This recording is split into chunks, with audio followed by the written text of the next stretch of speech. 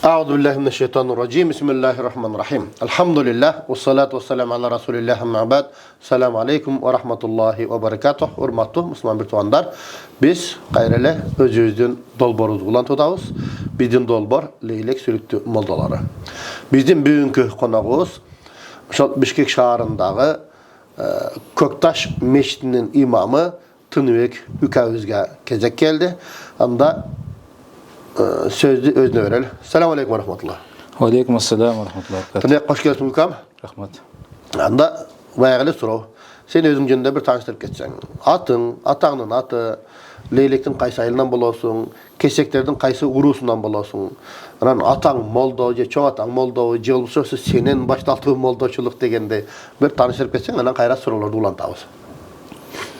Rahmet, men özüm tanıştırып тұрған болсам, аты жөнім Құдайбердиев Тыныбек Ералиевич. Атам Ерали. Өмір şu pensiyada hazır. Şu pensiyaga çıkkanга чейин эле мектепте мугалим болуп иштеп жүрдү. Жөнөкөй мугалим. Анын атасы Канзаман, мен чоң атам. Канзамандын атасы Кудайберди. Молдо Кудайберди деп элдин арасында айтылат. Бул кишинин ошол 1899 жыл болгон экен өзү. Bunda baba olup kalat da, ata çoğun ata baba. Babaң molda bolgan eкен. Молдо Кудайберди деп. Анан 1954 жылы, демек 55 жашында эле кайтып кеткен да, бул дүйнөдөн өтүп кеткен.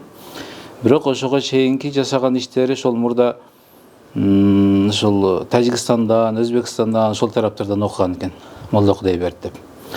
Анан элге аты чыгып, көбүнчө дем салат экен. Дем салганы биздин ошол чоң атамдын карындаштары айтып калат эле. Шунчалык адамдар келе бергендиктен келиндери эме болуп калат экен да. Тажап калат экен да. Алыстан бирөө эшики кой жетелеп келе жатса, үнү кылса келатат дагы деп келсе соёт экен, карын түшүгүнү тазалап, ушул иш келиндердин моюндаган үчүн ошондой келет экен да. Анан баягы замандын эмеси менен бул киши качып тоолордо дагы жүргөн дейт. Куугунтукталып. Өзүгө келген эмес экен, бирок ким сабак берет деп издеп келатат деп анан качырат экен. Мунун бир тууган үкасы, Молдо Кудайбердин бир тууган үкасы Марка. Маркадан Молла Маматкул Алыкар. Чомотас. Марка бул киши баягы ошол өкмөт тарапта бир башкарма бир нерсе болуп иштеп калат экен дагы. Анан бул кишиге кабарлар жеткенде анан Молдо Кудайбердиге айтат экен. Эме келатат, текшерүү келатат, кач деп. Бир тууган агасы да. Бир тууган агасы. Анан бул киши тоолорго качып кетет экен. Анан ошол жактан үңкүрлөр, белгилүү үңкүрлөр бар окшойт да, үңкүрлөргө барып, ушу Сырга таш жактарды айтат. Тамак алып барат экен, мал менен. Ушинтип анан молдочулук кылып кийин бул кишинин дагы бир ошол дем салганы боюнча дагы айтып калат, элдерден угабыз. Көчөдө жатып эшек кара курт чаккан деп айтат. Башын жерге уруп, тура албай, кыйналып жатса, анан барып Молдо Кудайберди отуруп дем салат экен эшек. Анан таң калып адамдар эми эшек өзү өлүп калат да, жөн эле койбойбузбу, коем бир Кудайдын жараткан макулугу бул деле кыйналбасын деп окуп, шундан тургузуп жиберген деп айтат да. Эшек курт чаккан эшекти дем салып. Анан бул киши кийин эмеде мен кененирээк токтолуп өткөнүм, ошол жерде бир бизге керектүү маселе бар да. Анан бул жактарда болбой кийин Өзбек кышлак деп мына Коргончо жактарды айтат. Коммунизм Кайрагаш, Коргончо жактардан ошол азыр Тажикстандын ичинде калган Өзбек кышлак деген жер бар экен. Ошол жака көчүп кетип, анан ошол жакта сабак берген экен. Тажикстан айылында. Анан ошол жерде анан кийинки эң акыркы баласы жарык дүйнөгө келип, Өзбек деп атын коюп, бул кадимки Молла Өзбек. Молла Өзбек. Бул ошондо мен чоң атамдын эң кичине бир тууганы болуп калат. Бир тууган. Экөө бир тууган болуп калат. Демек жана Молла Өзбек ошол жерде жашаган үчүн коюлуп калган экен, кенже баласы. Бүт бардыгын эле ошондой койгон дейт. Эң чоң баласы Зулкан чоң атабыз. Зулкан чоң атабыз 16-жылга. Ошол убакытта хандардын зулуму күчөп кетти деп Зулкан койгон экен. Анан кийин мен чоң атам 22-жылгы заман қан болып кетті деп анан қан заман қойған екен. Одан кейін парман чоңо, парман деп анан буйрук деген сөз ғой эми. Кудайдын буйругу эмне болсо жашоо ушул болуп калды деп парман деп ат коюп, кийин анан өзбек деп сол эмеде койгон экен. Өзбек кышлакта. Өзбек кышлакта төрөлгөн себеп. Машалла. Анан ушул кишилерден кийин мен чоң атам деле эме 5 убак намазыны калтырбай окуган менин эсимде бар да. Бирөөгө катуу сүйлөгөн киши эле, бирок өзүнүн комнатасынан эшикти ачсаң, көрсө ошол эшик кыбла тарапта экен да. Ачсак намазды окуп жаткан болот деди. Анан мен кишинамын да карап тура берем. Анан салам берип туруп, "Не келдиң?" дейт. Ушундай десем, "Мен намаз окуп жатканда эшикти жаап тур да сен. Карап тура бербей мени." Деп ушинтип айтат да. 5 убак намазга шунчалык бекем болгот. Молла Маматкул айтат да. Өкмөттүн ишинде иштеген чоң, магазинчи болгон, фермер болгон. Бир эмеде жолдо барасак бир аксакал киши кол көтөрүп анан салып алдым. "Кимдин баласысың?" дейт. "Кан замандын небересимин?" десем, колун бир сууга салбай өттү ушул киши деп айтып калды. Ушундай иштерде иштеп өткөн депчи. Бирок ошондой болсо дагы Молла Маматкул чоң авыз айтат, "Шашып келет эле иштен" дейт. "Асыр кечип баратат. Асырды окуп калышым керек" деп. Ушинтип келип 5 убак намазын окуйт. Анан дагы бир таң калыштуу нерсе бар да. Ошол чоң атам намаз окуп атканда анан түкүргүсү келсе жүгүрүп чыгып эшикке чыгып келип түкүрүп анан кайтып келип намазын улай берет экен да. Же чимкиргиси келсе эшикке чыгып барып чимкирип келип улай берет экен. Анан чоң энем ушул кылганыңыз болбосо керек десе билбейм дейт экен да. Анан Молла Өзбекке сен айтып коюң абаңызга ушу болобу болбойбу? Жок, мынтип намаз окубаш керек. Намаз окуганда Аллаху акбар деп намазга кирдиңизби, салам бергенге чейин болбойт. Болду деп. Демек, канчалык билсе, ушуга амал кылып жашай берген адамдар болгон экен дейм да. Молла Өзбек ол каяктан илим алган ошондо? Молла Өзбек бул эменин шакирти. Артык Карын деп атактуу баягы Артык Кары бар го. Ошодон илим алган эң акыркы шакирттери Молла Малик деп Гордойдогу. Малик Кары деп. Малик Кары. Сүлтүдө дагы жашап жүрдү. Сүлтүдө Пажаныйда иштеп, имам дагы болгон. Шуну менен Молла Өзбек.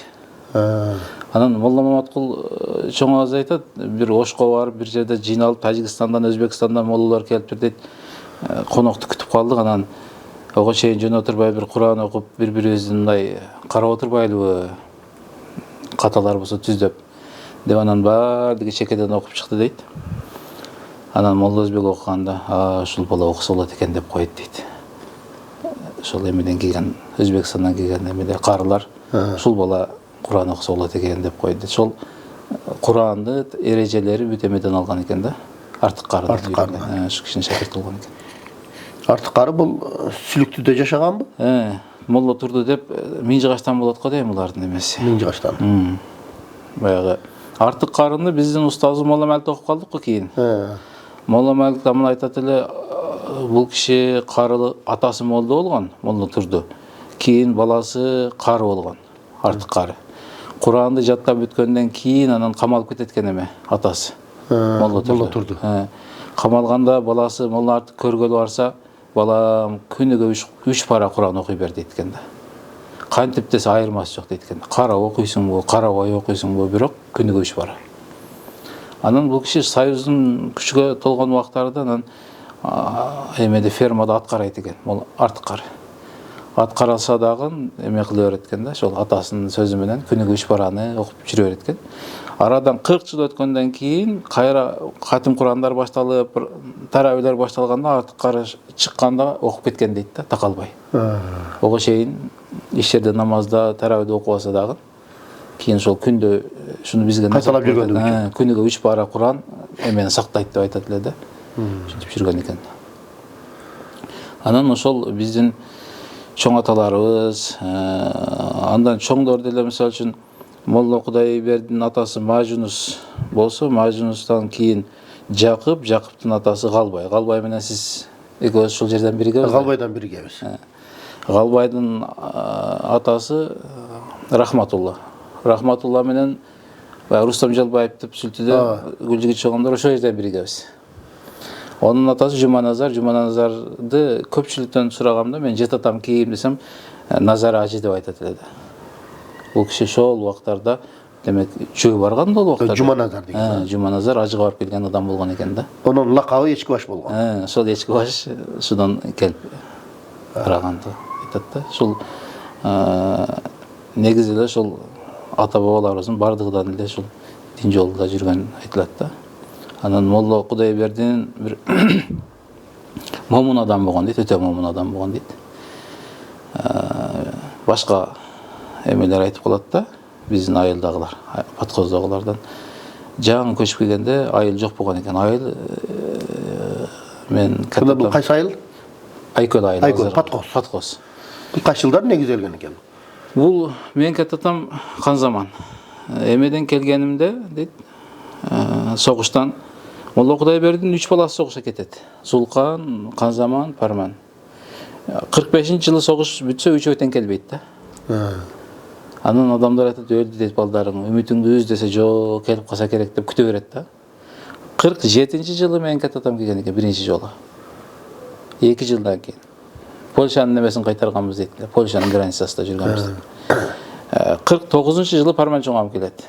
Кийинки эң кичине баласы. 41-жылы кеткен бойдон. Булар жок 41 эмес, 42-43 жылдар кеткен да. Көрсө буларды Японияга жөнөтөт экен. Эме бүткөндөн кийин. Согуш бүткөндөн. Япониядан, анан Монголиядан келип, мал айдап, Россияга айдап келгенмин. Мен Кытайдын баягы дуалын көргөнмүн. Бир араба батат экен үстүнөн деп көп айтып калат эле да. Ошол жактардан мал айдап келген экен дагы 49-жылы кайтып келет. Ондан кийин 51-жылы, 52-жылы анан Зулкан чоң бул Власов немесине кирип калып, армиясында болуп калып, анан камалып кетип, Власовтар эме немистер менен договор түздү деп камалат го. Анан муну ротасын общий камап, анан 50 канчанчы жылы кайтып келет да. Шунда мен атам келсе, анан атасы кыйналып калыптыр дейт да. Жашоо тиричилиги оор. Молла Кудайберди. Молла Кудайберди качып жүрө берип, эч нерсеси калбаптыр дейт. Жегенге эптеп, курсагын тойгузуп. Анан мен иш издеп чыктым дейт. Иш издеп барсам, Сүлүтүдө эле иш бар экен дейт. Шахтада. Ошол убактарда кеткенде биздин бардыгыбыздын эле түбүбүз Голбого. Голбодон иш жумуш иштеп анан Сүлүтүгө кеткен экен да. Анан Кальцого барса, Кальцодо баягы Рустем Жолбаев деп, шунун атасы экен дейт да. Эме кылат экен дейт. Кальцо берги Сүлүтүдөн көмүрдү казып туруп, анан челек менен ташайт экен го эмеге, Кальцого. Челек түшүп, Кальцодон көмүрдү бошотуп, мынтип айланып чыгып келет экен, Кальцо кылып, трос менен.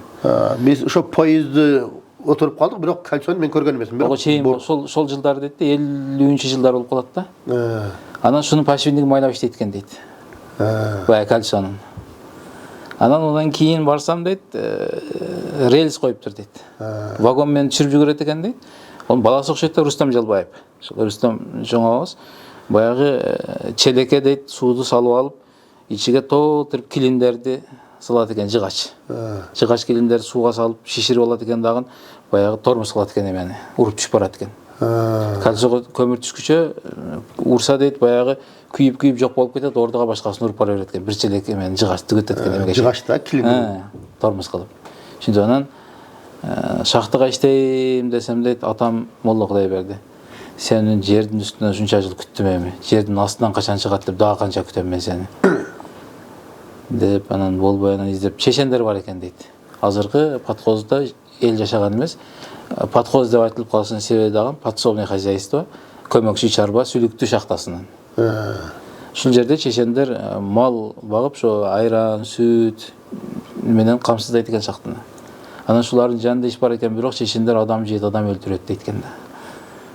Не болсо да ушулар менен иштейм. Анан чоң атам көчүп барып, жакшы эле экен деп жүрүң деп атасын көчүрүп келип, ушул 50 канчанчы жылдар деп айтылат, 52-53 жылы дейт. 52-жылы көчүрүп келип Паткозго биринчи эме кылган экен. Айыл башталган. Анан кыргыздар көчүп келип баштаган. Жер төлө кылат экен. Жерди эле казып туруп, мындай дең суу жерди казып туруп эле ичиге кирип жашайт экен да. Анан адамдар айтат, шунда кар жааганда кече жакынга чейин эле 1 метрге жакын кар жаайт да Паткоздо. Ондо көп жаайт эле дейт да. Кар жааганда чыга албай калабыз дейт эшиктен. жертөлөдөн. Таар болот экен дагы, кар жаагандан кийин таарды сыртка түртө албай калат экен да. Анан кандай болгон? Молла Кудайберди келип ачат да деп отура берет экен.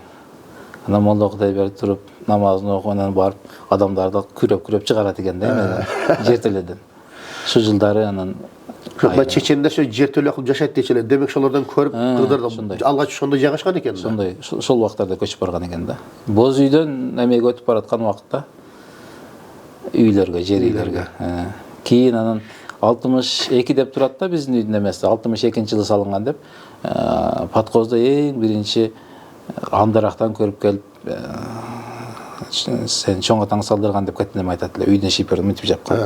Алга чейин түз эле кылып. Аднас кылып жапкан экен. Ошондо бул азыр Подкоз Айкөл айылынан кесектердин бөксө уруусу эчки баш азыр айткандай эле. Бөксөдөн Сибирги болобуз.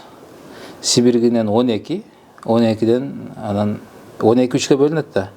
Тасма, Жүнбаш, эчки баш деп. Анан ушул эчки баш бабабыздын аты Жуманазар өзү. Ошондон эчки баш уруусу.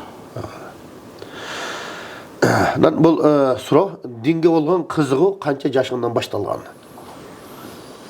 Бул ушул жана айтканыбыздай чоң атамдын тарбиясы бул кичине мен канча жашымда экени эсимде жок. Анан мен чакырып эле эгерде сенден бирөө кимсиң десе, алхамдулилла мусулманмын деп айт. Мусулманчылыгыңда менин күманым бар да десе, менин күбам бар деп айт.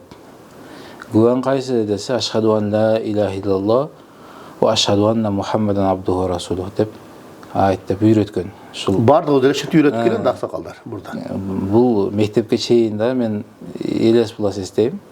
Анан кайта сурай берет. Көчөдө ойноп жүрсөм, "Ой, тынчак берке. Сен кимсиң?" деп. Анан кызык эле чоң атам өзү үйрөтүп алып, өзү сурай берет. Кайра сурай берет эле да ушуну. Көрсө жаттаткан экен да. Одан сырткары дагы мисалы үчүн мен эстейм. Азыр эле даваттын бир түрү да ошол. Эстейм анан эме кылат эле да. Көчөгө чыксаң, бирөө өтүп баратса, чоңдорго салам бер. Ассаламу алейкум деп айт. Өзү отурган андарга атчандар салам бериш керек. Улууларга кичилер салам бериш керек. Анан сен кимдин баласысың десе, жашыраак адамдар сураса, Эралинин деп айт. Жаш чоңурактар сураса, Канзамандын небересимин деп айт. Босум тааныбайт. Анан адамдардан каяка баратасыз деп суроого бул адепсиздик болот. Жол болсун десең өзү айтат. Анан биз чыгып алып көчөгө нара бери эшик чөнткөнүн бардыгы жол болсун деп кызыкчылыгы ушул. Бирок билип аласың каяка кетип атканын. Эме экен да, эл аксакал кишилер болсо дагы биз жаш бала дебей, ушундай деп жооп берип өтүп кетет эле да.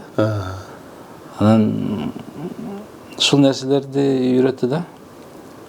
Куранды үйрөттү. Анан энем дагы күндө кеч жатарыбызда калиманы айтып жаткыла деп кайталап уктатып ушул нерсе башталганго дейм да. Кичинекей кезибизден эле биздин тарбиябыз өзү ушул нерсе болду. Кече жакында Гордойдогу баягы Абдурахим ажы эмеден келгенде тартылган видео бар экен. 91-жылдары. Ушундай деп турабы.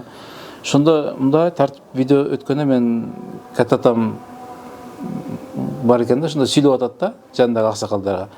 Балдарыбызды окутабыз, дин исламдын жолуга тарбиялайбыз деп жандагы аксакалдарга ушинтип сүйлөп отурат да. Ушул кишинин тарбиясы өзү ушундай болду да бизде негизинен эле. Жанагы мен жазганда, биз жазган боюнча баягы бизде жак менен эми алмашып калыптыр, көп мисалы мен жазганымда. Калбай менен. Бул эмеде көп экен. Мен кызыгып сурай бергем, кимден болсо. Тайнемден дагы сурай бергем.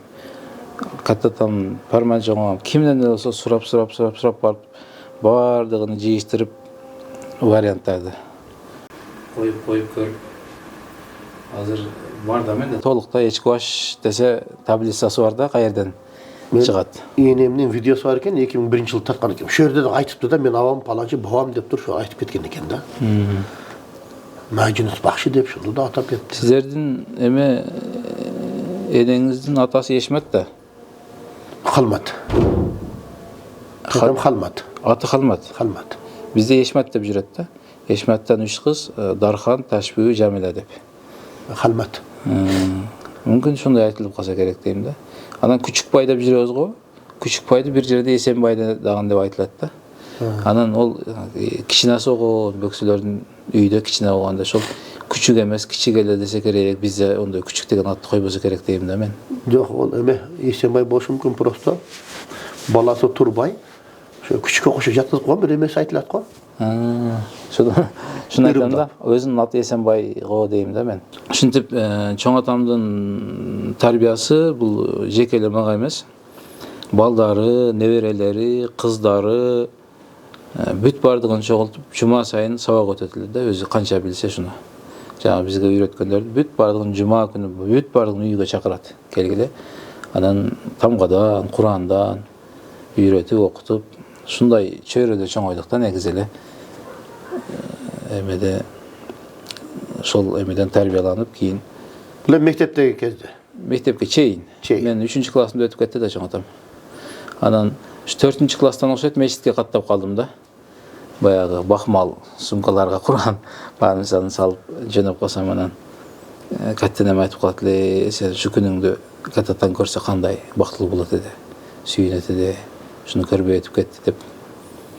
Ошол 4-5-класстардан ушу кичинеден намазга барганбыз, атам мени жүрдү ээрчитип барды. Кирип барсак, мечитте месте калбаптыр, намазкана толуп калган экен, атам тыгылып турду. Атамдан кийин мен турдум, эшиктин эмесиге баттым да. Эшиктин размери деле босого. Астанага. Шунда мен ошол жерге батып намаз окудум да. Ушунча убагымда да. Андан дуалык калың болсо керек. Ошол аралыкка батып окугамда, биринчи намазга барганымда. Ana ошол dini сабактан кимден сабак алып баштадың? Dini сабак. Мен окуганым кеч окудум. Негизи ошол атамдагы мугалим болгону менен Куран окуганды билген, dini сабаты жоюлган адам. Анан бир күн мага жазып берди. Мунаны жаттап кой, керек болот деп. Субхана роббика роббил иззати амма ясифун ва саламун алал мурсалина деп мен жазып берип койду тетрадка эле. Анан мен ушуну сактап, жаттап жүрүп, мектепте мугалим көрүп калды да шуну. Анан не унутуп жүрөсүң, болбосо кет мектептен, мечитке бар деп. Анан мектептен негизи жакшы окугам.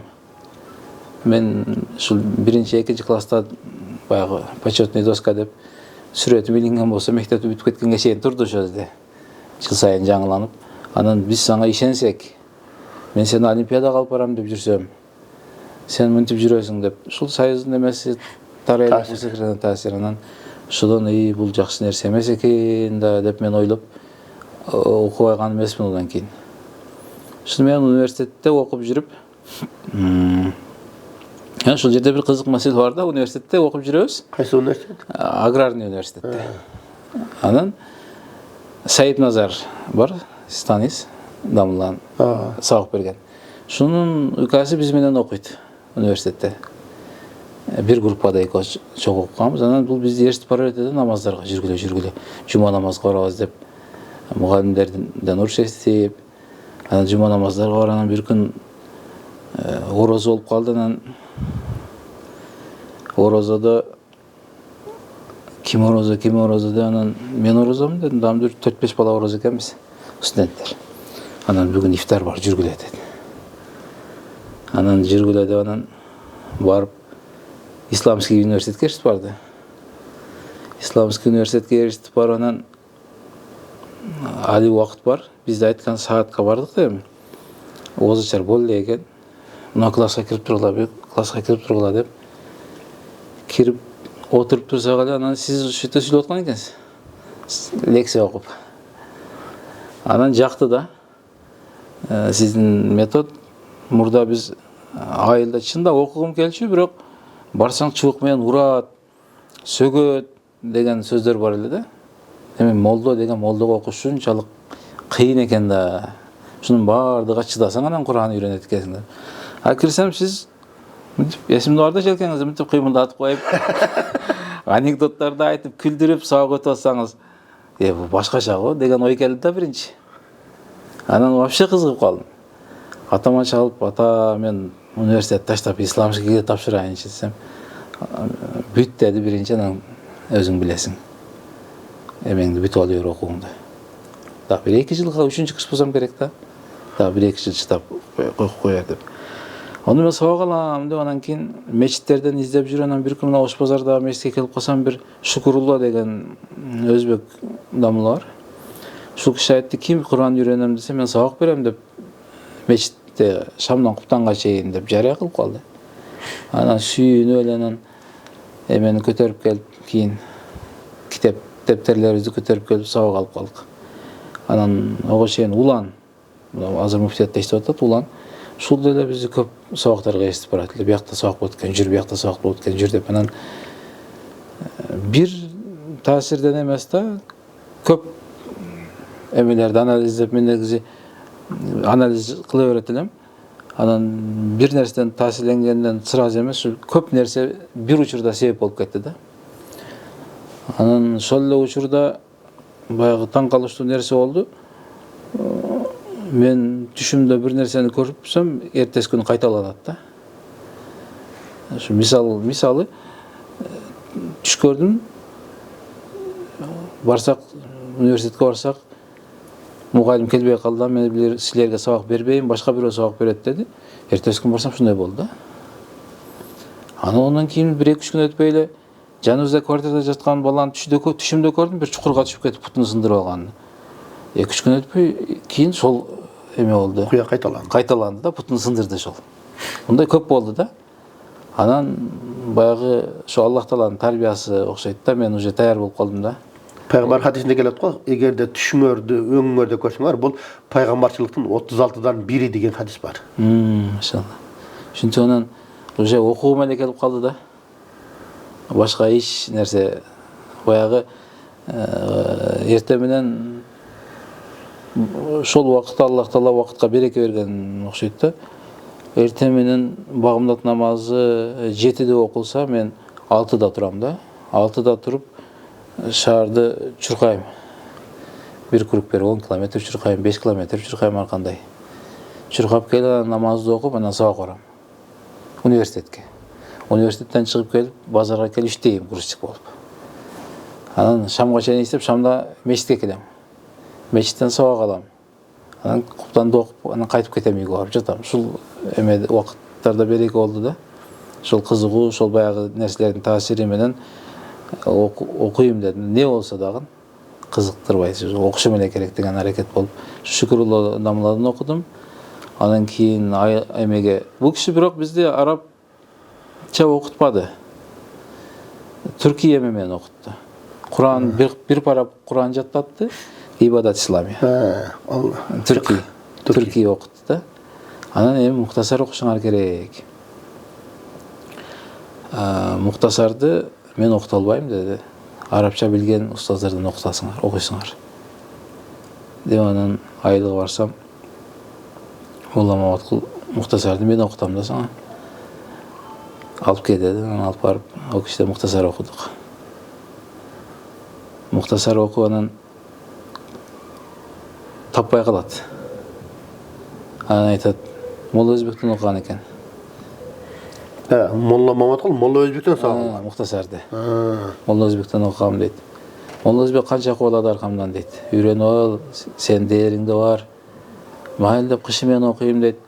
Жаз келет, улакка кетип калам дейт. Ол убакытта улакка кетип калам десе, улакын чаап келип эле окуса болбойбу экен деп мен таң калдым да. Көрсө, ол убакытта улакка дегенде бир той болсо чыгып кетет экен дагы, ошол тойхонада барып жатып, улагын чаап, эми каякта улак десе, эми паланча айыл десе, ояка ат менен кетип, ушинтип күзгө чейин дагы жүрө берет экен да. Бир кеткен боюнча. Анан келип кышта дагы окуйт экен.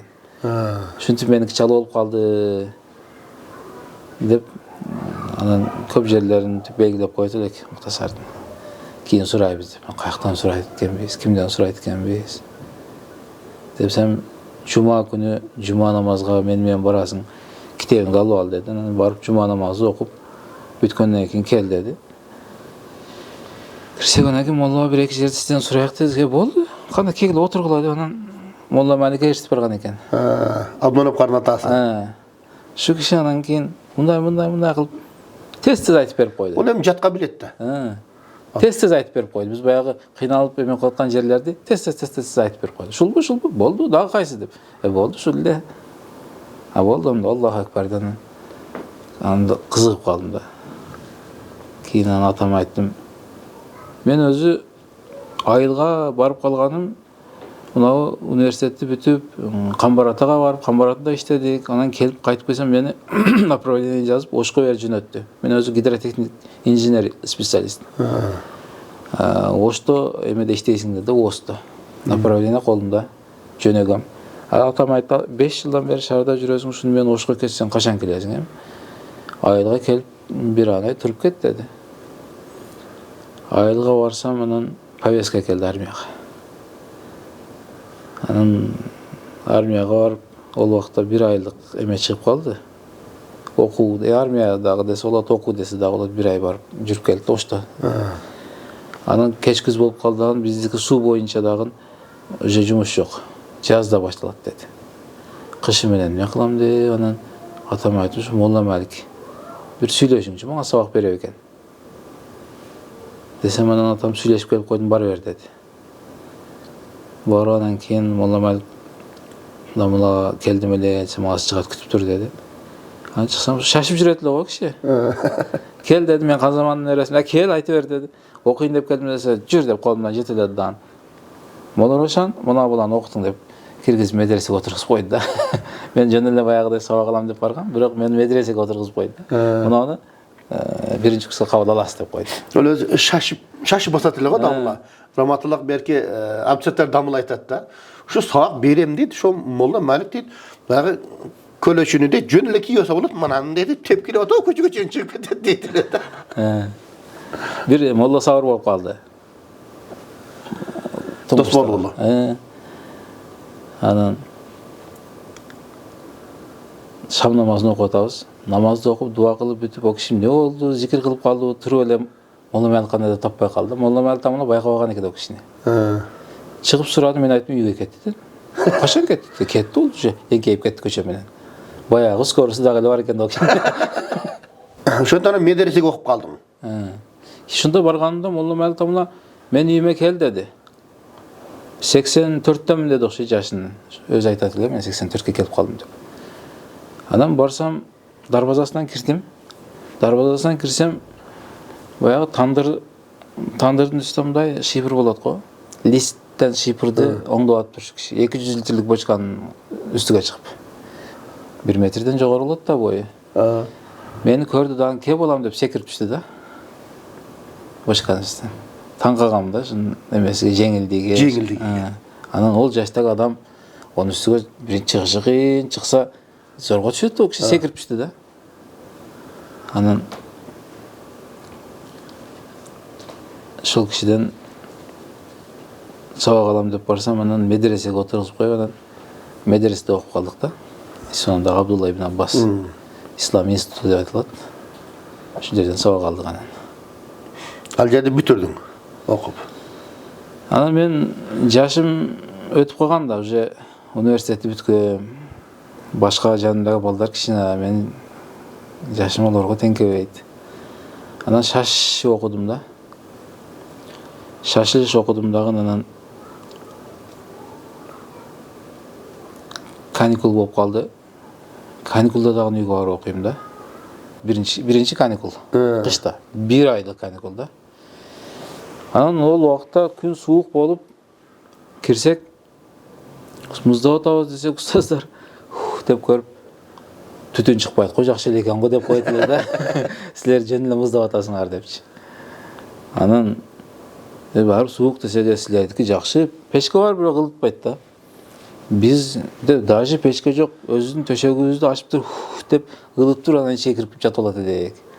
Сілерде жақсы деп қойды. Анан шынтып қиналды, медресе 1 ай каникул беріп кетті қышқа. Көмір мәселесінен ылталбай. Анан 1 ай оқимын деп мен Мабдал қыраатты ашып оқып, анан Каммашатун деген жерді таппай қалдым, анан Бармейлун деген таппай қалдым. Оқой сүйлемдер қотырайын десем, әме сол екеуі келе береді да, айнан өле. Қотыр албайым, жылбайым. Шын мен 1 апта оқығаннан кейін қалып қалды өкіндім, менен уақыт өтіп отады.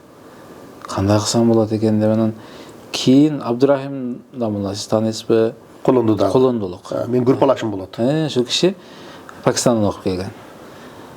Жайкы каникулда анан ушул кишиге айттым, мен үйүңүзгө барып окусам болобу? Сиз менен кошулуп кетип. Десем болот деди.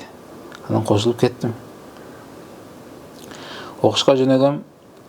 Амола Малик устазга келип, үйдөн келдим да атай. Кулунда өтүп кетсем болот, бирок жөнөп үйгө келип Молла Малик устазды таап, анан мага бир дуа бериң, мен окушка кетип атам десем, о мен Алла пайдалуу илим берсин деп койду. Анан мен атай ушунча жерден кесем. Ушинтип эле коебу.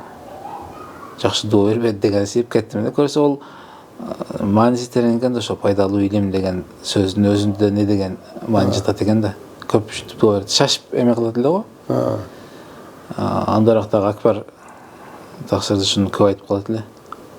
Bir күн үйдө отурсам дейт, оғон көтөрүп барыптыр дейт. Үйдө отурсам бирөө бир оғону көтөрүп келди дейт. Кел десем, мен намаз окуйм. Бирок ырдап пул табам. Шунум кандай деди. Макүрү деди. Молла Малик. Молла Малик. Анан мен эме кылам бала чакам, кантип калам. Мен ишим канча, сен сурадың, мен жооп бердим. Кандай дедиң? Макүрү дедим шу. Сен отуруп кетти дейт. Сурады, калды да деп. Bir күн bir жерде тойда көрүп калып, таксыр баягы неме болду? Музыка ашадыңыз десем, Дамулла сиз айткан заматта аша берген болдум деди дейт. Шентип тез эле жооп берип койду да ушундай. Анан ошол Молла Малик устаз дагы мага башкача мамиле кылат эле да, мындай. Жакын болуп, экөөбүз бирге жүрүп, бир жактарга жүрсө ээрчитип алып, анан ушинтип отуруп экөөбүз медресенин алдында 2 саат пейшим намазын окуп чыксак, асырга чейин дагы сүйлөшүп отуруп эле. Көп нерселерди айтып берет эле киши, насааттарын айтып. Анан көрсө, ошол Молла Малик Дамулла Исфарадан окууну бүтүп келгенде дейт, өзү айтып берет. Анан эме кылат экен. Bir күн дейт, bir жерден элдин арасында турсам, секин келип бирөө дейт. Сиз катта молдосуз. Сиз турганда алдыңызга эч ким өтө албайт. Бирок өссөңүз эле намазды бузуп атасыз дейт. Онда не кылам десем, мен сизге Курандан сабак берейин. Сиз мага муктасарды үйрөтүң дейт. Болду, жакшы болот. Десем, Молла Өзбек экен дейт ал. Анан кандай кылабыз? Каерде иштейсиз? Гаражда иштейм десем, болду дейт. Кеше курун дейт. Бир эле гана ачты басып, мотоцикл менен түшүп келет гаражга дейт.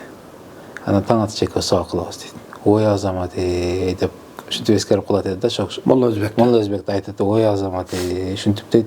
Менин Куранымды оңдоп койгон экен да дейт. Ошол киши. Молла Өзбек ушу Молла Кудайбердин мындай жөнөкөй деп атасы ушундайсы, Молла Өзбек дагы ушундай сыпаттагы адам болгон экен да.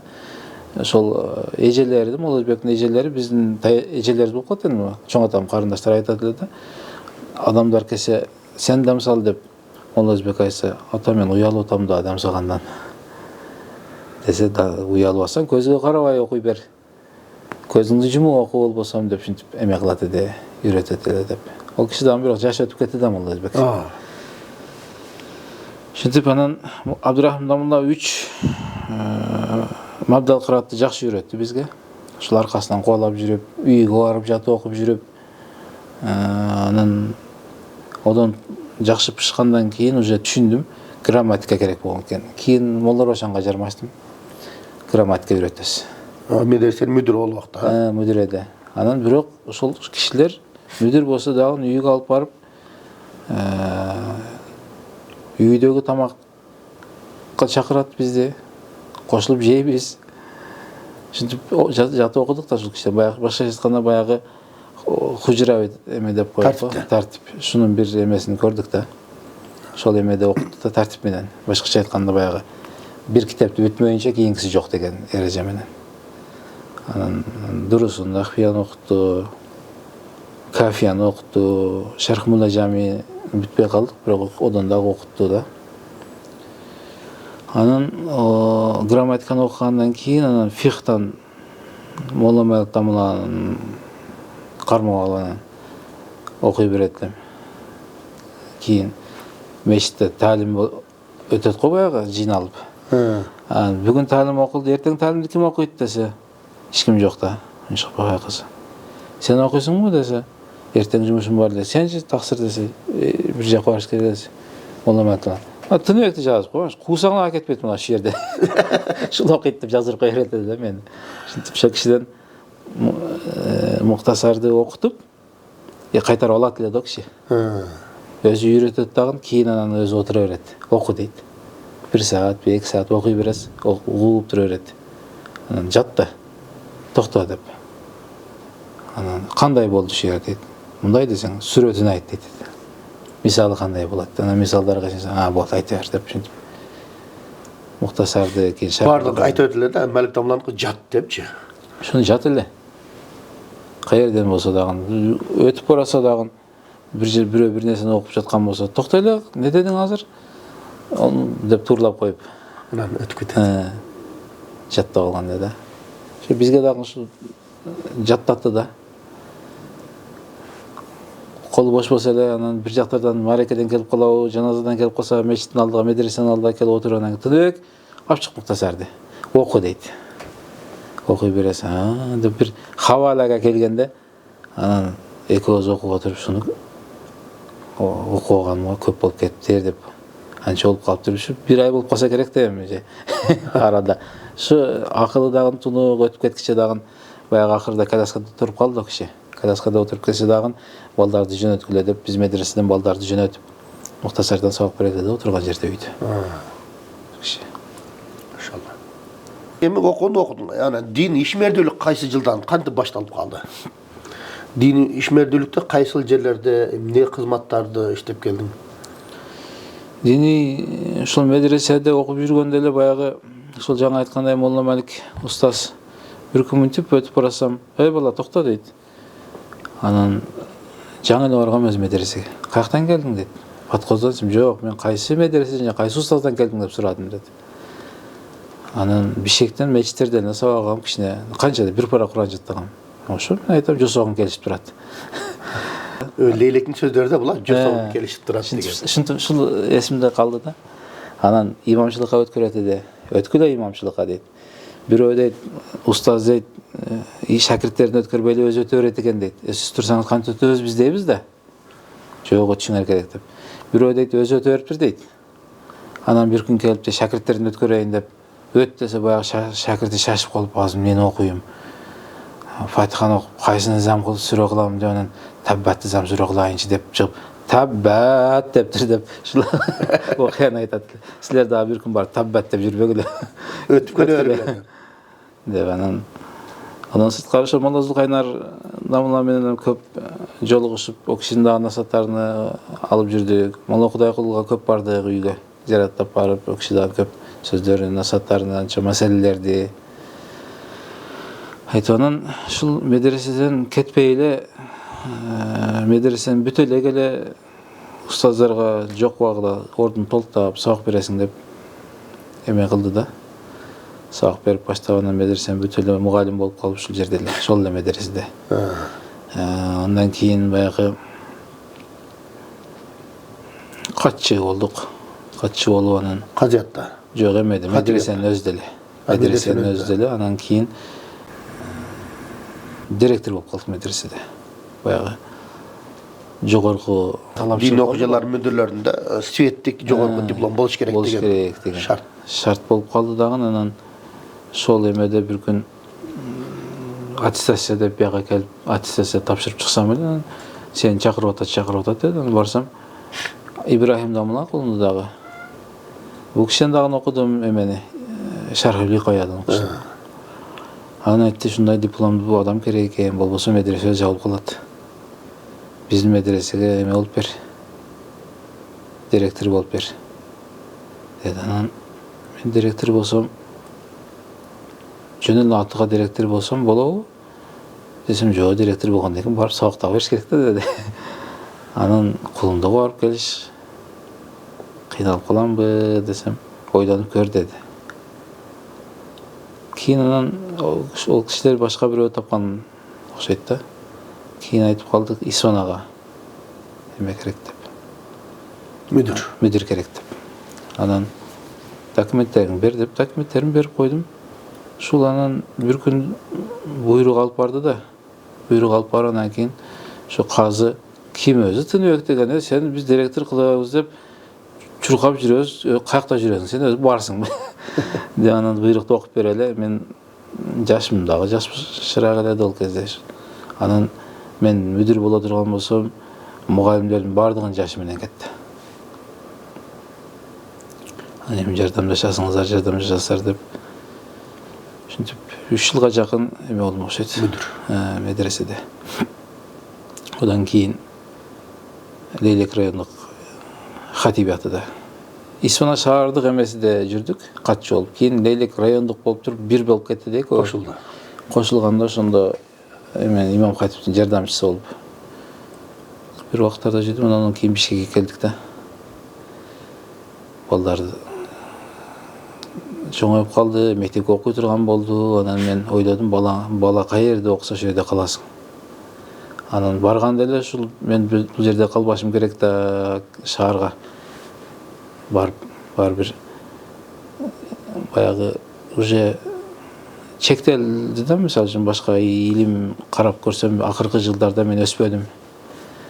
Баягы эле окуган эмелер, китептер, медресеге сабак берсең, баягы эле деңгээлде сабак бересиң, кайра баштан баштай бересиң. Анан карап көрсөң, али окуй турган китептер көп. Үйрөнө турган нерселер көп. Шаарга кетиш керек деген нерсе бар эле барбыр. Кийин карасам, уже балам подготовканы окуду, кийин 1-класска баш керек. Шул окугуча шаарга барайык деп келе бердик да, көчүп. Ошондо мен шаарда. Азыр эми шаардагы жумуш? Шаарда болду. Көкташ мечитиде. Көкташ мечитиде. Имамдын жардамчысы. Имам жардамчысы. Андан сырткары мына эмеде дагы комиссиянын мүчөсү болуп иштеп жүрдүк баягы. Илимизилдөө борборуда. Жакшы. Анда бул жерде ошол имамчылык элеби же башка бир чыгармачылык, же бир башкадан мындай диний кызматтарбы? Диний кызматтар. Диний кызматтар ушул баягы медиада дагы иштеп жүрдүк.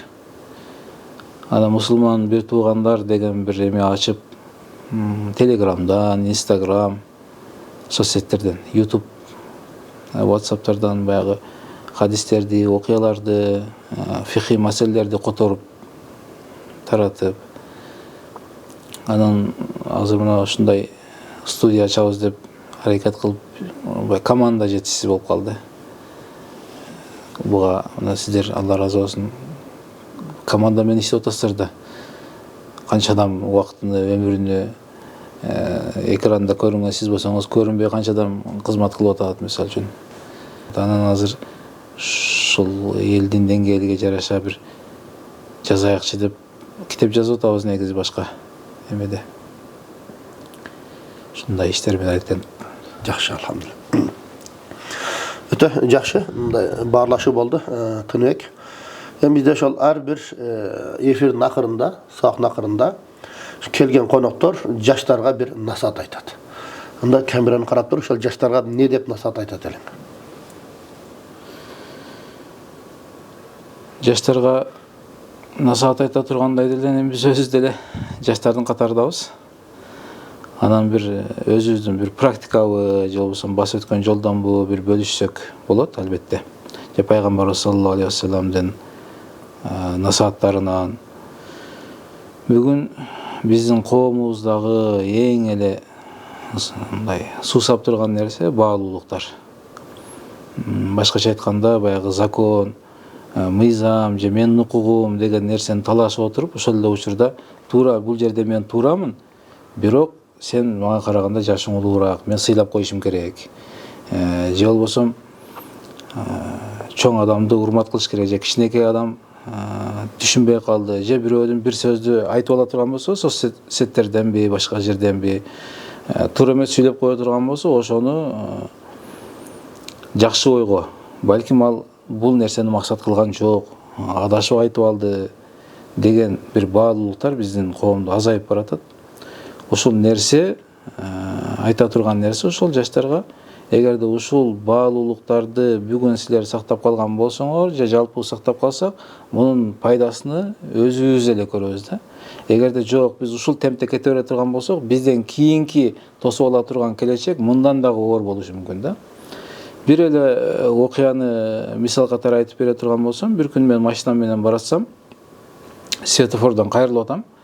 Кайрылып атсам, жаздын күнү айнек түшүп турат.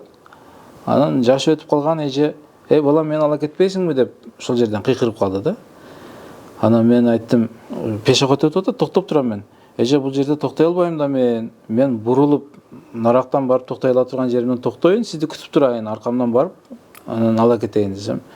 Макул деди, анан барып бир жерде токтоп турдум. Эже барды, отурду. Анан жылдым.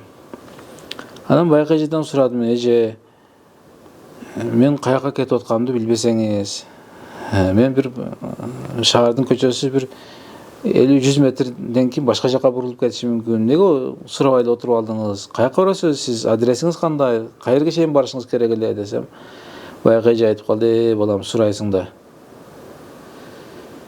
Мен азыр каяка барышымды билбейм.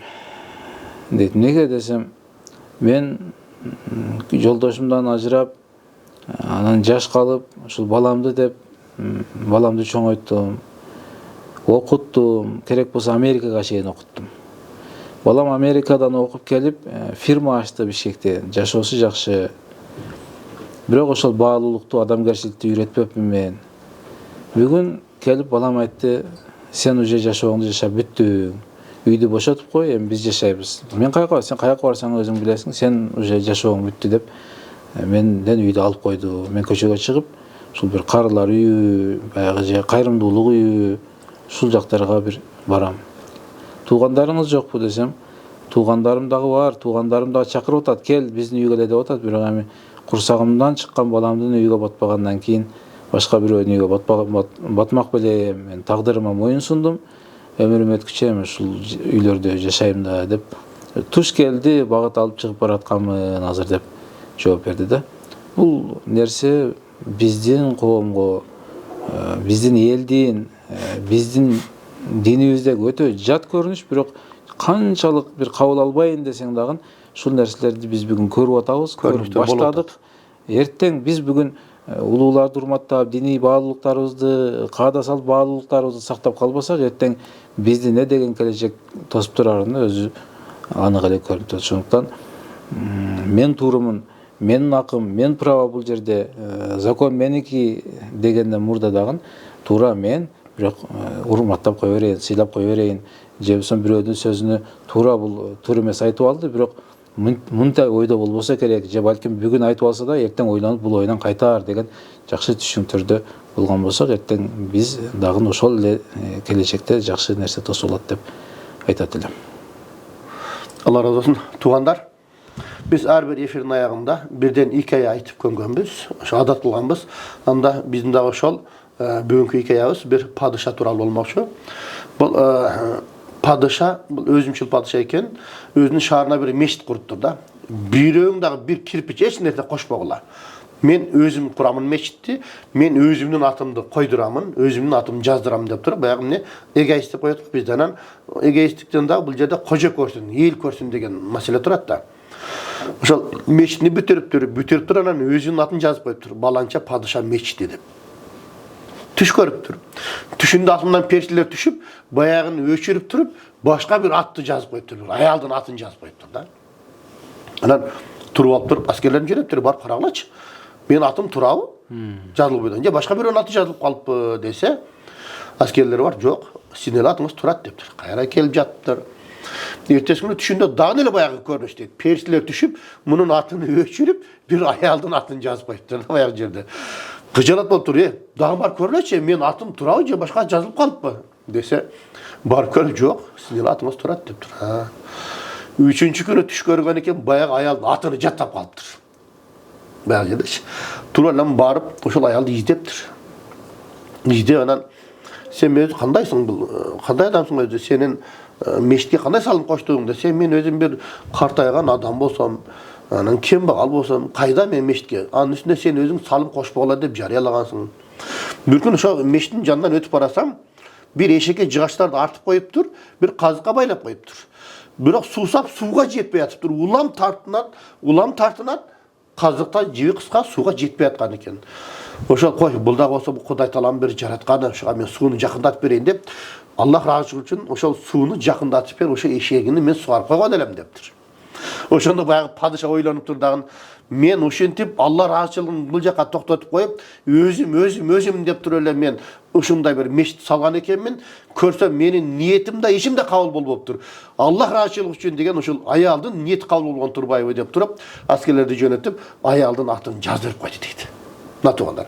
Ошондуктан биз бул жашоодо ар бир кылган ишибизди Аллах разычылыгы үчүн кылганга үйрөнө турган болсок, Кудай буюрса сөзсүз түрдө Кудай Таалам берекени берет. Allah razı olsun. Ошол нерсеге өзүбүз дагы адат кылып, балдарыбызды дагы ошол нерсеге үйрөтөлү. Анан Тынжык айтып кеткендей, ошо кой улун урматтап коюн, бул шариатта ушул тоорусу ушул нерсени жасап коюн деген нерсени биз балдарыбызга дагы үйрөтөлү. Анда ар бир эфирдин акырында келген коногубуздан дуа алмай бар. Тынжык ука, анда бир дуа берип кой. آمين. اللهم إنا نسألك علما نافعا ورزقا طيبا وعملا متقبلا. اللهم إنا نسألك الهدى والتقى والعفاف والغنى. Allah'ım bizge пайдалуу илим берсин. Буга чейин үйрөнгөн нерселерди биз үчүн пайдалуу кылган болсун. Эл жерибизге амандык, ушул ишиңиздерге Алла береке берсин. Кылган жакшы иштериңиздерди кыяматта таразаңыздарга салмак бере тургандары оор амалдардын катарына Аллахым кошкон болсун. Аллахым бардыгынан ыраазы болуп, эл жерибизге аманчылык, дүйнө элине тынчылык берген болсун. Амин. Аллах. Koş gelsin.